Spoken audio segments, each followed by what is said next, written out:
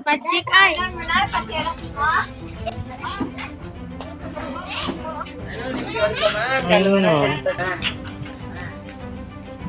Nangudoy!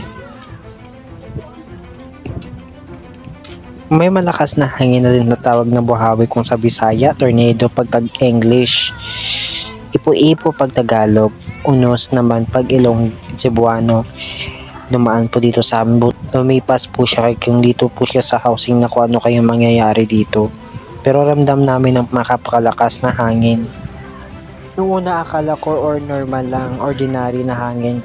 Nung lumipas Ano ng to mga ng sandrop? minuto, Subasko!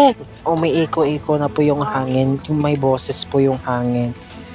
Napakalakas Baskog-baskog, po. no? Tapos, naramdaman Gahon, natin no? yung Rapot? hangin.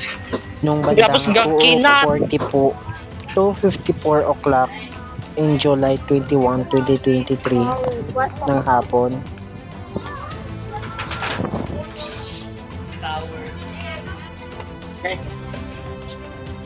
What happened?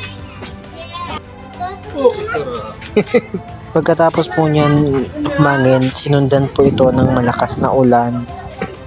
Ang pinakamalakas na ulan na may dalang kulob at kidlat. Na!